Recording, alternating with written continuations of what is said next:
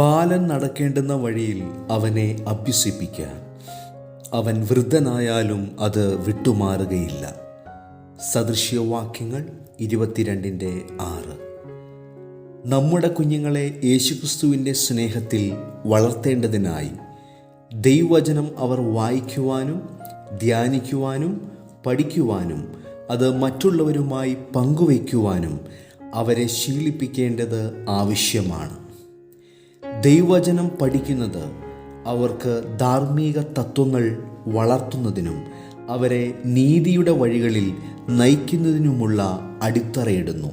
ദൈവവുമായി വ്യക്തിപരമായ ബന്ധം വളർത്തിയെടുക്കുവാനും ജ്ഞാനം നേടുവാനും ബൈബിൾ അടിസ്ഥാനമാക്കിയുള്ള ജീവിതം നയിക്കുവാനും ഇത് കുഞ്ഞുങ്ങളെ സഹായിക്കുന്നു. ശക്തമായ ആത്മീയ പൈതൃകം ഉറപ്പുവരുത്തിക്കൊണ്ട് ഭാവി തലമുറകൾക്ക് ദൈവകൽപ്പനകൾ കൈമാറേണ്ടതിൻ്റെ പ്രാധാന്യം തിരുവെഴുത്ത് ഊന്നിപ്പറയുന്നു. ഈ ലക്ഷ്യവുമായി ബന്ധപ്പെട്ട് 1-ാം സങ്കീർത്തനം മുതൽ 150-ാം സങ്കീർത്തനം വരെയുള്ള കാവ്യഭാഗങ്ങളിലൂടെ കുഞ്ഞുങ്ങളെ ഉൾപ്പെടുത്തിക്കൊണ്ട് ഒരു സങ്കീർത്തന യാത്ര ഞങ്ങൾ ആരംഭിക്കുകയാണ്. പുരാതന കാലം മുതൽ സങ്കീർത്തനങ്ങൾ ആരാധനയ്ക്കുള്ള പ്രചോദനത്തിൻ്റെ ഉറവിടമാണ്.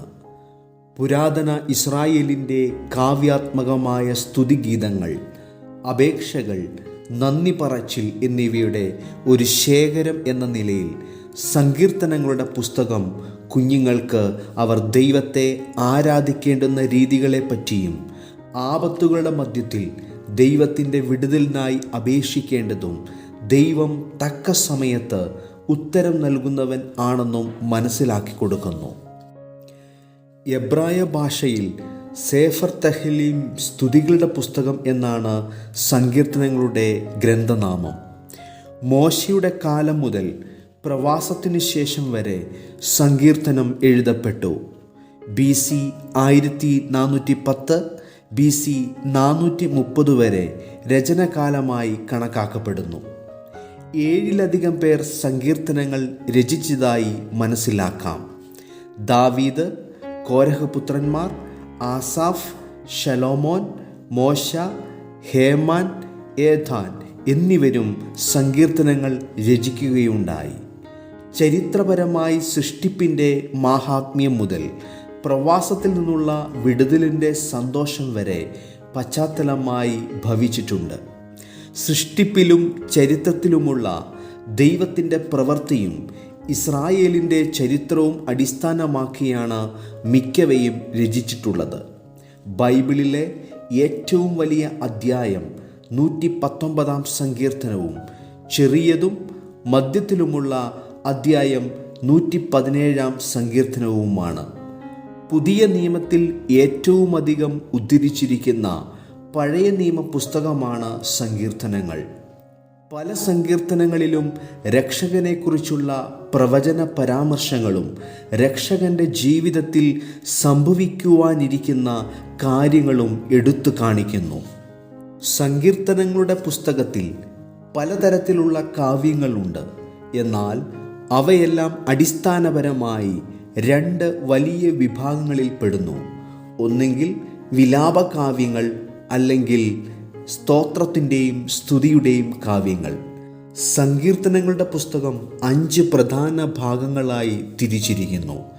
സങ്കീർത്തനങ്ങൾ 1 മുതൽ 41 വരെ, സങ്കീർത്തനങ്ങൾ 42 മുതൽ 72 വരെ, സങ്കീർത്തനങ്ങൾ 73 മുതൽ 89 വരെ, സങ്കീർത്തനങ്ങൾ 90 മുതൽ 106 വരെ, സങ്കീർത്തനങ്ങൾ 107 മുതൽ 150 വരെ. ആയിരക്കണക്കിന് വർഷങ്ങൾ പഴക്കമുണ്ടെങ്കിലും ഫലത്തിൽ എല്ലാ സങ്കീർത്തനങ്ങളും ഒരു തരത്തിൽ അല്ലെങ്കിൽ മറ്റൊരു തരത്തിൽ നമ്മുടെ സ്വന്തം പ്രശ്നങ്ങളെയും സന്തോഷങ്ങളെയും പ്രതിഫലിപ്പിക്കുന്നു. ഒരു പ്രത്യേക സങ്കീർത്തനത്തിൻ്റെ വിഷയം എന്തുമാകട്ടെ, ജീവിത പ്രശ്നങ്ങളുമായി നാം ഇഴകിച്ചേരുമ്പോൾ ഓരോന്നും നമുക്ക് അനുഭവപ്പെടുന്ന വികാരങ്ങൾക്ക് ശബ്ദം നൽകുന്നു. ചില സങ്കീർത്തനങ്ങൾ ദൈവത്തിലുള്ള നമ്മുടെ ആനന്ദം ഉൾക്കൊള്ളുന്നു. ഈ സങ്കീർത്തന കാവ്യങ്ങളിലൂടെയുള്ള ചിട്ടയായ ഒരു യാത്ര നമ്മുടെ കുഞ്ഞുങ്ങൾ നാളെ മുതൽ ആരംഭിക്കുകയാണ്. അവർ വായിച്ചും ധ്യാനിച്ചും മനസ്സിലാക്കിയ ചിന്തകൾ മാതാപിതാക്കളുടെയും മുതിർന്നവരുടെയും സഹായത്തോടെ എഴുതി ചിട്ടപ്പെടുത്തി നമുക്ക് മുന്നിൽ അവതരിപ്പിക്കുന്നു. ഈ ചിന്തകളെ കേൾക്കുന്നവർക്കും അവ ധ്യാനിക്കുന്നവർക്കും ഈ യാത്ര ഒരു അനുഗ്രഹമായി തീരുവാൻ ദൈവം അവസരമൊരുക്കുമാറാകട്ടെ. ജേർണി ത്രൂ ദ സാംസിൽ പങ്കെടുക്കുന്ന എല്ലാ കുഞ്ഞുങ്ങൾക്കും ആശംസകൾ നേരുന്നു. ദൈവം ഏവരെയും അനുഗ്രഹിക്കുമാറാകട്ടെ.